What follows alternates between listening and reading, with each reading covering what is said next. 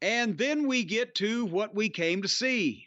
At 9:30, Nick Aldis goes to the locker room of Seth Rollins and Cody Rhodes, and the extra security has been placed outside all the locker rooms all night so that nobody's going to get in a fight until it's time to get in a fight. And Aldis knocks on the door, nothing, knocks, and then he looks, where are they? And the security guards standing outside the locker room are clueless. Well, aren't they in there? And it's all the indie guys, right? I understand them wanting to create a little mystery going into the break before the entrances for the promo. But how do they... Either there's a back door, in which case, why didn't they have people stationed there also? Or are we expected to believe that they just teleported themselves because these dozen people standing in front of the door can't find them? Is that the best cliffhanger we can come up with for this goddamn giant promo segment that 3 million people are going to watch? Yes. Again, am I being too fucking... They're escape artists. What do you want me to tell you? Rollins is dressed like one. Maybe he's an escape artist. He was dressed like he was wearing an inflatable pup tent. He's wearing all black. Like he's trying to escape. But it was inflated. It looked like somebody put a rubber air hose up the rear end of it and blown him up like a Macy's float. Anyway, so they come back from the break with the Bloodline entrance and then the Rock entrance separately, and he's got the lightning and the new effects on the screen, and the place is lit up for these guys because now here's the stars. And even though the Rock's got wrestling heat, they still know here's a goddamn movie star. And have you noticed he always, when they're in the ring, he stands alone and to the left of the rest of the group?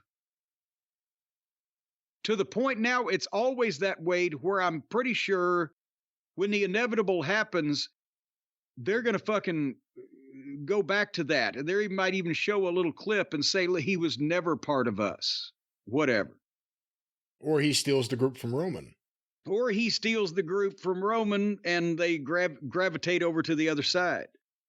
Maybe they'll do it slowly. Maybe next week, fucking Solo will kind of start edging over a little bit. And then within the next month, Roman will look around and they're all on that side. But anyway, they shake and hug hands. They hug and shake hands, do Roman and Rock, and Roman Reigns says, acknowledge us. And that's all that they just the entrance and that. And then, boom, Cody music hits. And here comes Cody and Seth, but they're coming in from the stands, from up in the cheap seats, coming down the stairs. They've done an end. I don't know. They still ended up in the ring and nobody attacked anybody at that point. So I'm not sure why they felt they needed the element of surprise, but it was a cliffhanger for a commercial break. See, I thought as it was happening, I'm like, okay, The Rock calls himself the people's champion. Here's Cody showing we're the actual guys of the people, but they didn't really address that at all. Well, didn't the Shield used to come in from the stands? That's why Moxley still clings to his past glory when he was somebody in a real company, right? Right. So maybe they were doing that because of Seth. That's his deal. I'm grasping at straws here. This is a great review so far. Well, so far, they hadn't done nothing, but they got to it. So we came back, and now we're down to nut-cutting time. Cody and Seth are in the ring. Rock and Roman are in the ring. The other Stooges got out on the floor. You see Aldis and some of the security out there, but we got the 4 guys involved. And now they've got the face-off, and they let the people rumble. And then Cody said, Rock, I've heard your challenge. Do you have the authority to make that stipulation? You said Roman last week was your tribal chief. And he's trying to needle him a little bit. And so Cody is about to give the answer to the challenge, and Rock shuts him up, and he cuts the promo. And the fans start chanting diarrhea at some point. And Rock reiterates the challenge perfectly with all the stipulations. You needed that to be resaid so everybody understands it, because, again, that's a difference in the AEW's talking segments and the WWE talking segments. The AEW talking segments talk endlessly about everything with people coming out until you can't keep track of where you started. And the WWE talking segments have a couple of different points that they hammer home until they're clear with everybody. And then Rock starts to ask if they accept, and Seth cuts in on Mr. Midlife Crisis. You know, you've had your time, you can't have ours. We accept. So Seth gets to accept. And that's fine. And then Roman jumps in on Cody. You gonna let him answer for you? You gonna let this cross-dresser make your future decisions? He's fucking hilarious. And fucking Cody standing like, ah. And basically, when The Rock says when Roman Reigns, or when their team wins and then Roman Reigns wins, Cody's not going to get another title shot. And Rock says, I'm going to do everything to keep the title away from you. You will never finish your story. I'm on a board of directors. I'm your boss. You're never going to get another shot.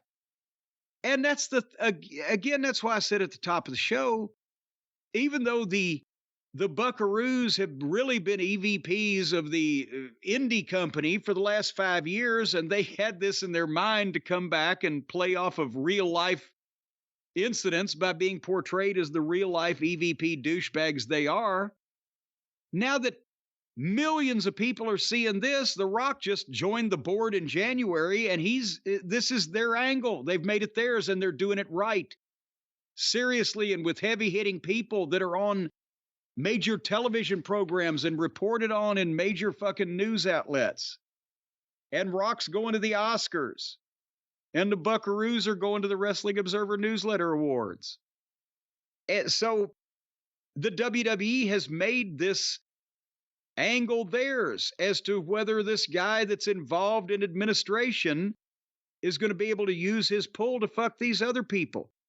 But whereas the EVPs, as you mentioned earlier in this show, Brian, have no counterpart from the company that's trying to do right and trying to enforce the rules or keep this guy from being a megalomaniac, or these guys. The WWE has Triple H, the chief content officer, who says all the decisions are made by me regardless of what anybody says. So they've covered their bases. This is working, and they're showing AEW how to do it right. And then finally, and I'll let you make your comments, but The Rock tells Cody that he's the youngest of the three kids. And without mentioning Dustin's name, but Rock says your sister was a Dallas Cowboys cheerleader, and your brother is on his way to the Hall of Fame, and you're 20 years younger than them because you were a mistake.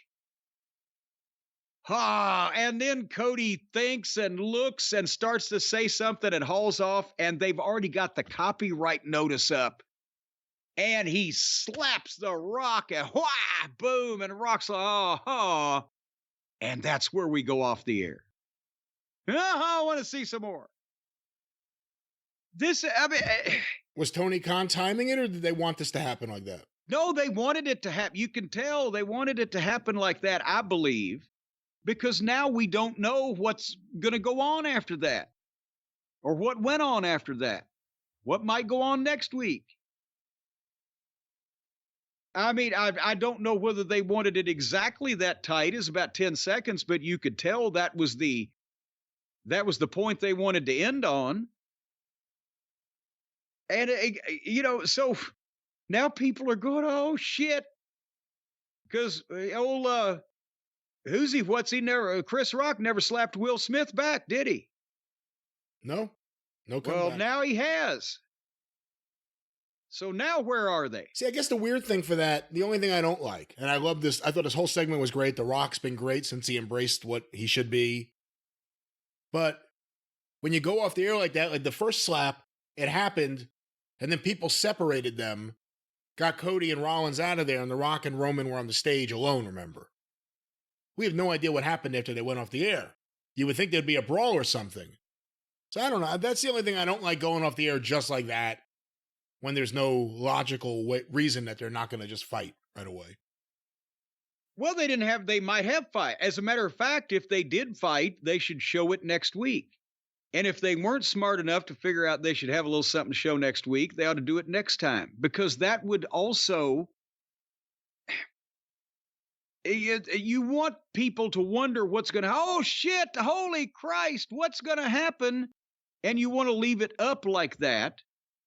But if they don't refer to what happened next week, at least refer to it, or better yet, have a clip to show, I will agree with you that it's a letdown when you've tuned in to find out, did they fucking fight? So maybe they fought, and we'll see it next week. Well, that was SmackDown. It certainly makes you want to see what's coming next. It certainly was, and it certainly did. But there ain't much to it, but you remember everything you need to.